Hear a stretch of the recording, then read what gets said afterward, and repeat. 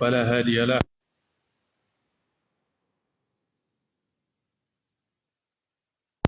له الملك وله الحمد.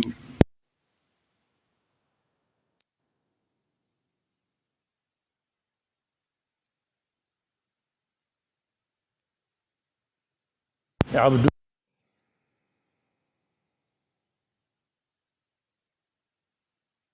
بالهدى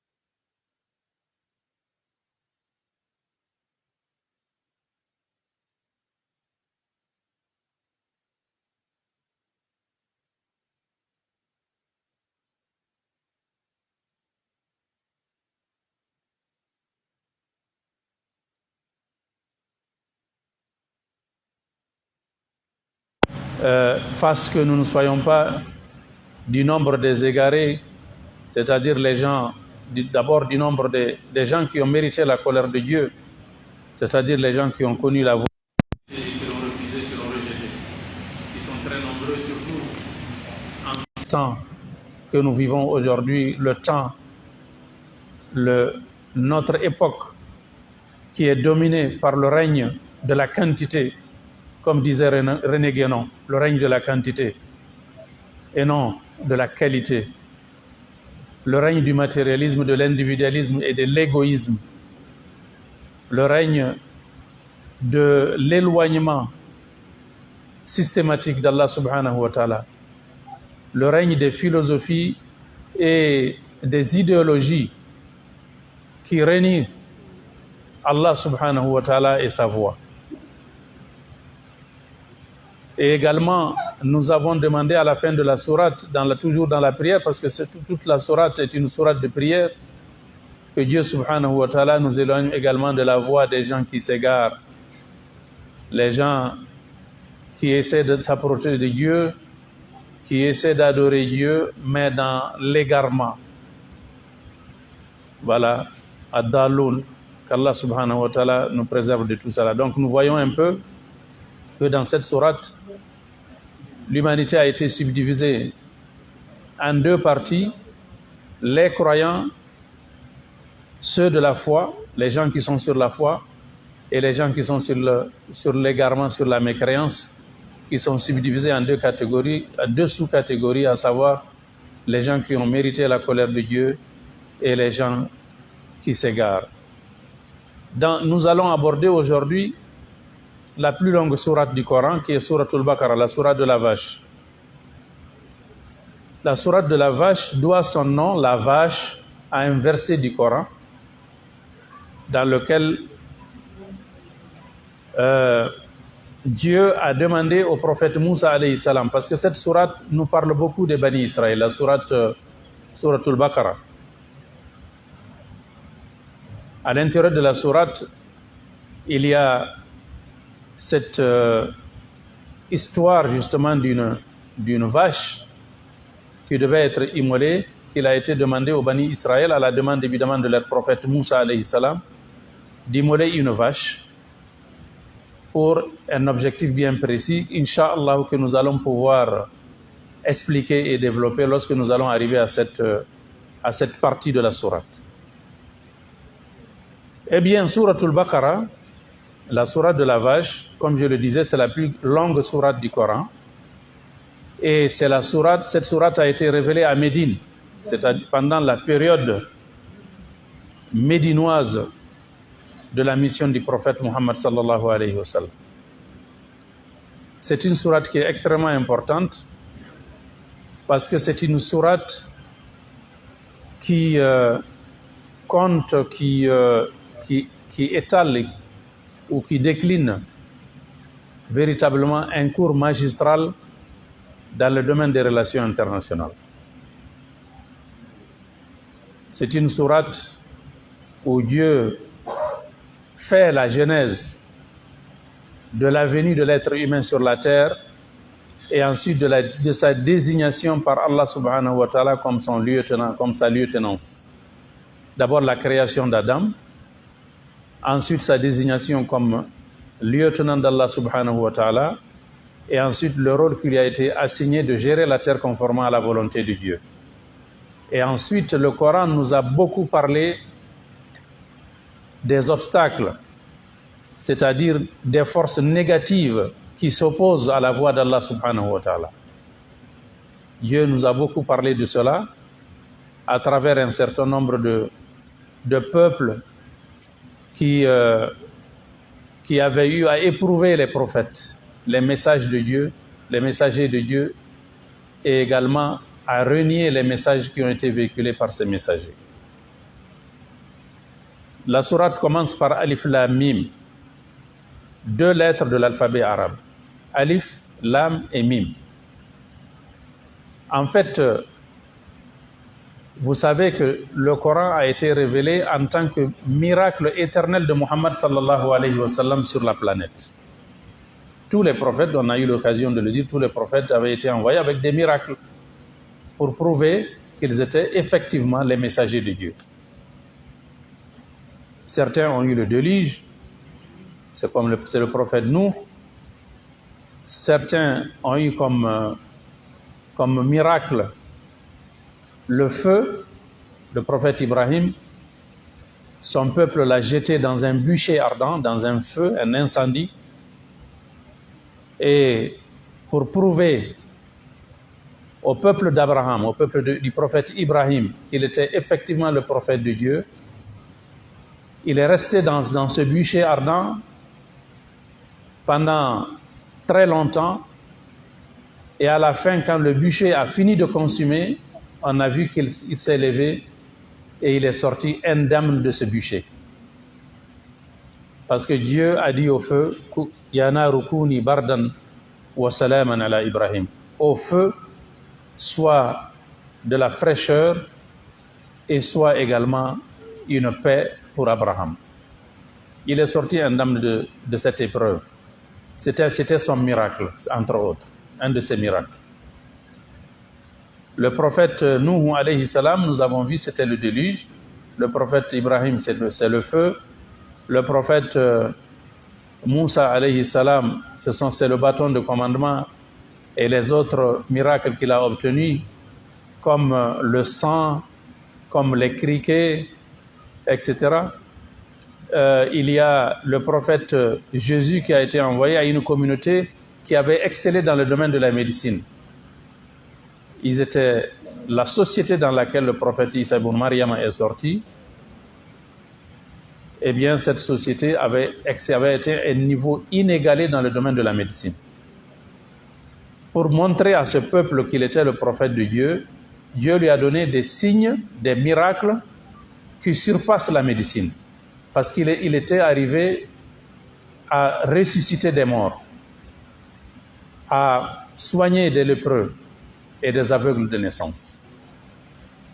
Donc, des miracles qui ressemblent au domaine d'excellence de sa communauté, mais qui avaient surpassé ce domaine d'excellence qui était la médecine. Ça, c'était le prophète Jésus, le fils de Mariam. Et nous avons vu que Muhammad sallallahu alayhi wa sallam, Dieu lui a donné plusieurs signes, mais le signe le plus patent, le plus éloquent, le plus merveilleux, c'est le Coran qu'Allah subhanahu wa ta'ala a donné au prophète alayhi salatu wa salam. Le Coran avec son éloquence, avec son fond et sa forme, qui a mis en échec les experts de tous les domaines. Un Coran qui, dans sa perfection et son authenticité divine, un Coran dans lequel Dieu subhanahu wa ta'ala lui-même, parce que c'est la parole d'Allah subhanahu wa ta'ala, a lancé un défi à tous les djinns et à tous les humains pour leur dire de produire une sourate qui ressemblerait à une des sourates du Coran, ou bien à produire quelques versets seulement qui ressembleraient aux versets du Coran. Il y a 14 siècles, nous sommes au 15e siècle aujourd'hui, que le Coran a été révélé, que le défi a été lancé dans le Coran. Nous allons en venir à ce défi parce que le défi se trouve entre autres dans Surat al-Baqarah. C'est dans 3 sourates, dans 3 endroits différents du Coran, que ce grand défi a été lancé par Allah subhanahu wa ta'ala à l'adresse de l'humanité tout entière et de tous les djinns pour leur dire de produire quelque chose qui ressemble au Coran s'ils doutent de l'originalité et de l'authenticité divine du Coran. Nous aurons l'occasion, Inch'Allah, de parler de ce verset.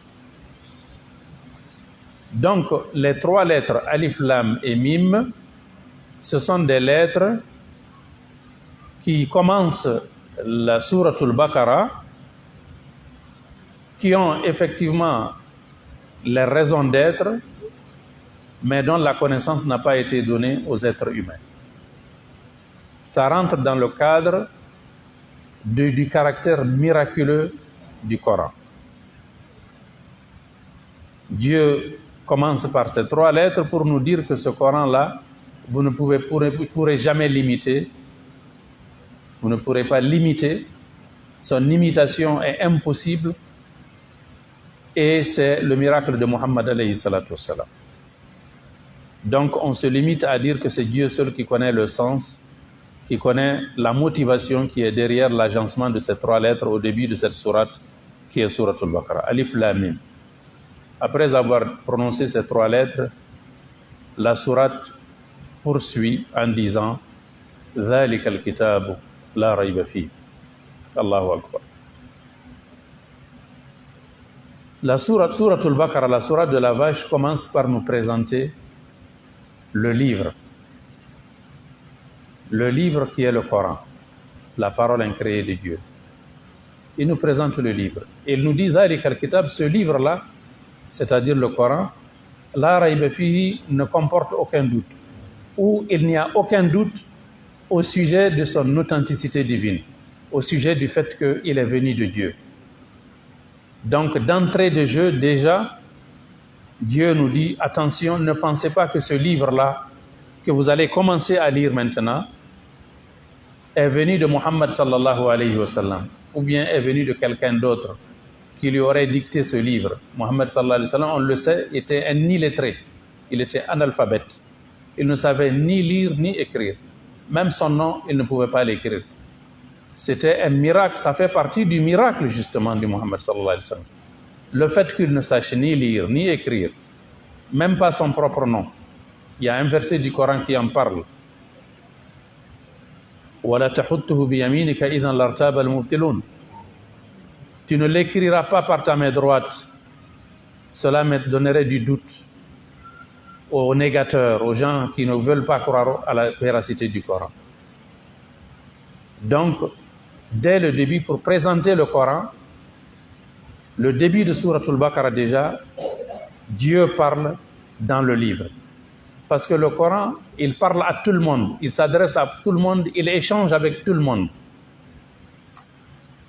Alors le Coran dit à tout le monde, ذَلِكَ الْكِتَابُ لَا رَيْبَ فِيهِ, ce livre-là, que vous allez commencer à lire, il n'y a absolument aucun doute sur son caractère divin, sur le fait que c'est Dieu qui en est l'auteur et non Muhammad ou quelqu'un d'autre. Sallallahu alayhi wa sallam. Et il n'y a pas également le moindre doute que ce livre-là qui vient d'Allah subhanahu wa ta'ala, Allah qui est la source de la guidance, qui est la source de la lumière, qui est la source du salut, qui est la source du bonheur, qui est la source de la perfection, eh bien, il n'y a aucun doute que ce livre constitue une guidance. Une guidance, c'est-à-dire un instrument, un outil qui nous permet d'adhérer à Allah subhanahu wa ta'ala, de parvenir à Dieu subhanahu wa ta'ala, de parvenir à l'agrément d'Allah subhanahu wa ta'ala. Mais c'est une guidance pour qui? Pas pour n'importe qui. Hudan lil muttaqin. C'est une source de guidance pour les gens qui craignent Allah subhanahu wa ta'ala. Pour les gens qui craignent Dieu. Les gens qui craignent Dieu, la crainte d'Allah subhanahu wa ta'ala, c'est le fait de croire, de se convaincre, de n'avoir le moindre doute que dans tout ce que nous faisons, tous les actes que nous posons et tous les mots, toutes les paroles que nous prononçons, il n'y a pas le moindre doute qu'Allah subhanahu wa ta'ala est notre témoin. Il est parfaitement informé des actes que nous posons, des paroles que nous prononçons. Même nos intentions, tout ce qui est caché et tout ce qui est visible et tout ce qui est invisible, en tout cela, rien, absolument rien, n'échappe à la connaissance et à la science d'Allah subhanahu wa ta'ala. Hudan lil muttaqin. Ce livre donc est une guidance pour les gens qui craignent Dieu, les gens qui ont la conviction que le regard de Dieu est sur eux et que Dieu leur demandera des comptes. Et la suite du verset définit davantage al-muttaqin, les gens qui craignent Dieu. Hudan lil muttaqin. الذين يؤمنون بالغيب ويقيمون الصلاة ومما رزقناهم ينفقون. Al-muttaqin, alladhina yu'minuna bil ghayb. Dieu commence dans ce verset déjà à nous décrire les gens qui craignent Dieu, les gens qui sont pieux, les gens qui croient en l'observation, qui croient en fait que l'œil d'Allah subhanahu wa ta'ala est sur eux dans tout ce qu'ils font, qu'ils soient cachés dans une maison, qu'ils soient au volant de leur voiture, qu'ils soient en groupe, Allah subhanahu wa ta'ala les voit, il est témoin de ce qu'ils font. Alladhina yu'minuna bil ghayb.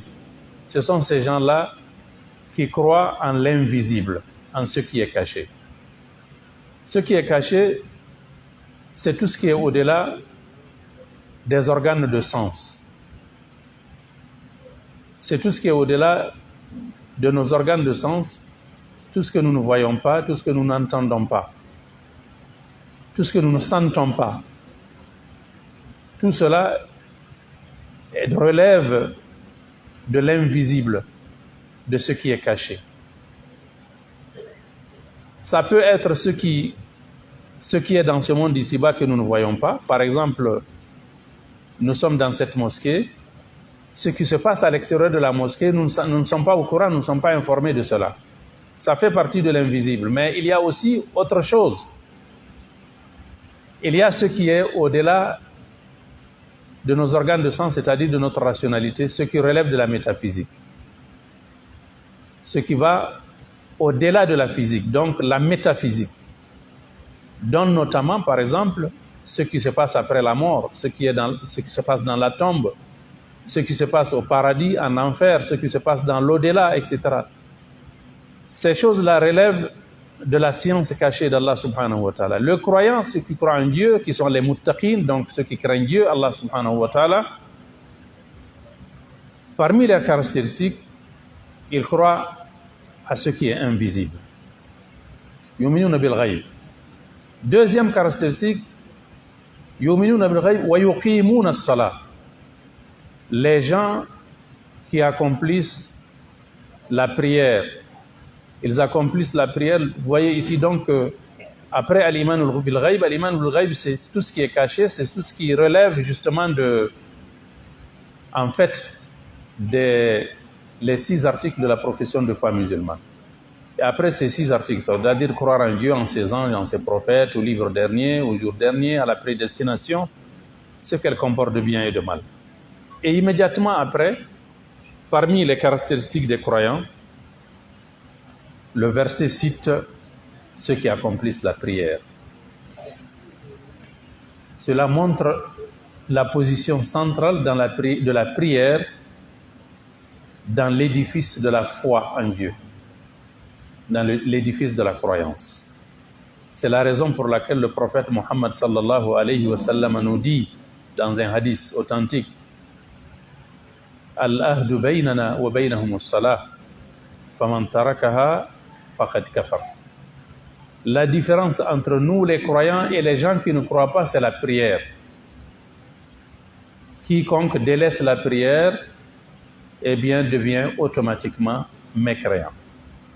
Il suffit de laisser la prière. Il y a eu des gens parfois qui posent la question de savoir est-ce que les gens qui jeûnent et qui ne prient pas, est-ce que leur jeûne est exaucé?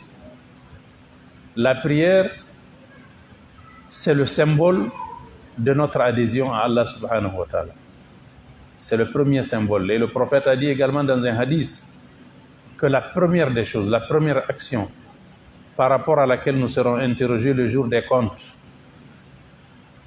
la première chose qui va être comptabilisée dans nos actes, ce sont les prières. C'est la prière. Si la prière est bonne, on passe aux autres actions. Si la prière n'est pas bonne, eh bien on est disqualifié.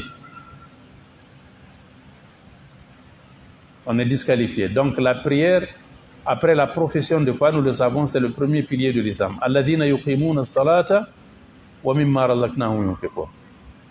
Il y a 2 choses qu'on appelle les actions jumelles dans le Coran, qui se suivent toujours. C'est la prière et la zakat. Et c'est elle qui est dit, c'est d'elle qu'il s'agit ici. Alladhina, après avoir dit wa yuqimuna as-salata wa mimma razaqnahum yunfiqun,